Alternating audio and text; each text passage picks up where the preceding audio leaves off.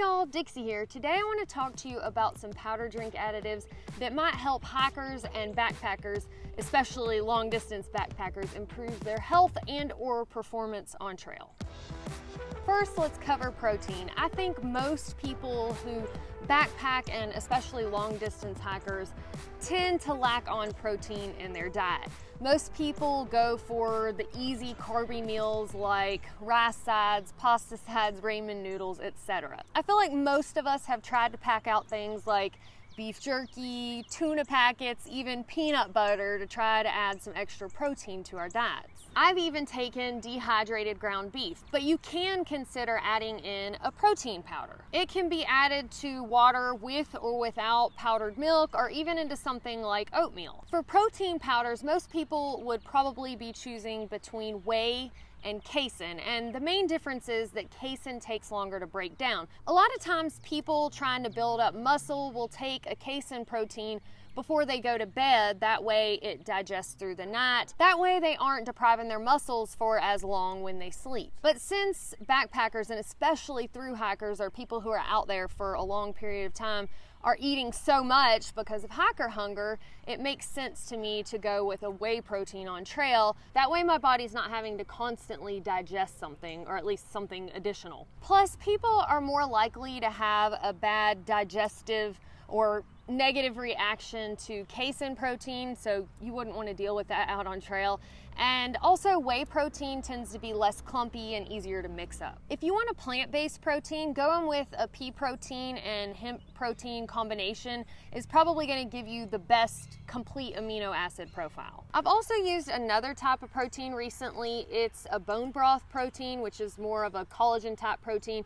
It's not considered a complete protein, but it could be good for joint health and also skin health, helping to prevent wrinkles, supposedly. For my Arizona trail thru hike, I'm gonna be attempting to eat clean the entire time, but I am taking a whey protein with me. It's called Naked Whey. It comes from grass-fed cows, and there aren't any additives or anything like that. I'll be honest, I have the chocolate flavored protein I'm using already while I'm working out and prepping for the AZT, and this is absolutely not an advertisement because it doesn't taste very good, but I'm committed to eating clean, so that's what I'm going with. Just a side note here, if you're thinking about taking protein powder just to up your calories, you're not really stressing about the amount of protein you're getting, then it might make more sense to go with some sort of fat like a coconut oil or an olive oil, but you just want to make sure that you're getting a good quality oil that isn't rancid, oxidized, or cut with some other lower quality oil. Again, this is if you're specifically just trying to focus on upping your calories. You can get those types of fats and just add them to your meals. Now I want to switch gears and talk about veggies. This is another category that thru hikers and backpackers in general probably really lack in, which means that they likely fall shy on their vitamins and minerals. When I was on my AT thru hike to try to kind of mitigate some of this, I would add a greens powder to my drinks and usually some other sort of flavor. Unfortunately, not a lot of studies have been done on these greens mixtures, but I have seen a reference to a study that said the fruits and vegetables powder mixtures are better than taking vitamins like tablets, for example. There was also another study that I did actually read, and it talked about how some of these green powders can reduce hypertension or high blood pressure. But the problem is that even the few studies that do exist, there might not have been a good sample size, and also the experiments or studies were typically funded by the companies who sell these green powders. So of course that leaves some room to wonder if they're biased. But it does make sense to me how these powders that come from whole foods might be healthier and help you get more vitamins and minerals than a tablet. And regardless, I can't imagine that it would hurt to add some fruits and vegetables to your diet, even if that's in powdered form in your drink. Next, I want to cover beetroot powder.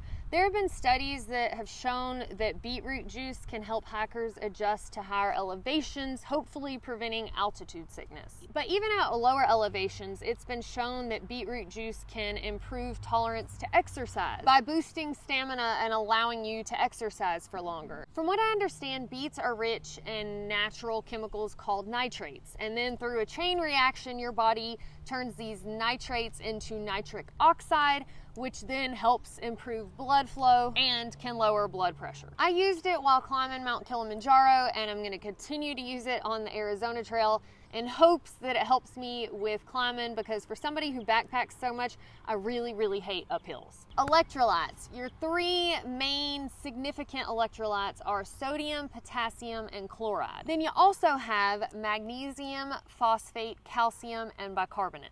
Electrolytes are important because they help regulate the amount of water in your body and your pH. They move nutrients into and waste out of your cells. And they also make sure that your nerves, your muscles, your heart, and your brain function as they're supposed to. Of course, there are electrolytes in the food that we eat, so you can get the electrolytes you need from whatever you're eating on trail. For example, most of the foods that backpackers are going to take out on trail probably contain a lot of sodium. But potassium can come from things like mashed potatoes or dried bananas, and you can get magnesium from nuts. But of course, electrolytes can also be added to whatever you drink, and if you are going with the beet powder or the greens mixtures, then you're probably getting some electrolytes from those too. A lot of hikers pack out flavored drink mixes just to spice up their water because they're sick of drinking just plain water. And I did the same thing on trail. And although the drink mixes I packed out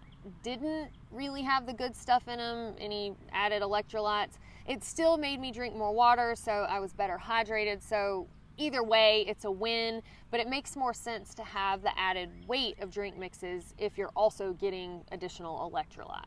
One of the drink mixes I've used in the past that actually did have some good stuff in it and some electrolytes is Zip Fizz. I like the way it tasted pretty good, and it's got this little fizzy deal to it, which I guess is why it's named Zip Fizz, but it also has sucralose in it, and I should mention there is also caffeine. So I won't be taking this with me on the Arizona Trail because I can't have sucralose while I'm eating clean. But if you're not worried about that, then that's one you might want to check out. And then another one, while I was out on Mount Kilimanjaro, I used one called Liquid IV that tasted really good, but it's also not considered clean, so I won't be using it on the Arizona Trail. There are electrolyte mixtures out there that have a lot more electrolytes, but you got to be careful when you're drinking those if your stomach's not used to it, because you can end up with an upset stomach. A lot of people talk about electrolytes, but I also want to mention two powders that I think can help with hydration while you're out on trail, and that's creatine and glycerol. Creatine helps your muscles produce energy during high intensity exercising like backpacking and going up a hill, for example. So a lot of athletes take it to enhance performance and improve their strength.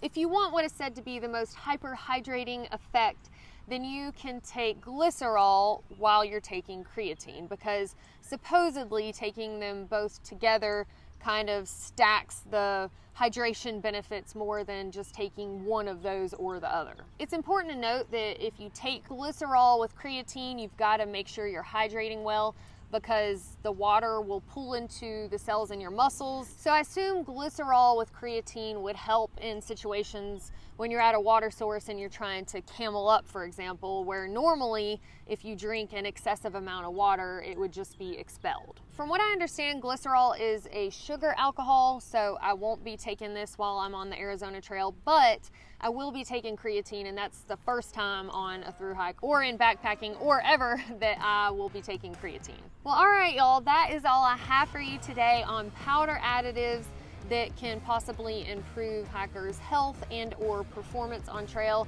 If you've got any suggestions of brands that you like or things that you add to your drinks to be healthier on trail, especially if they're clean, please leave that in the comments below. Thank y'all so much for watching, and we'll see y'all next time.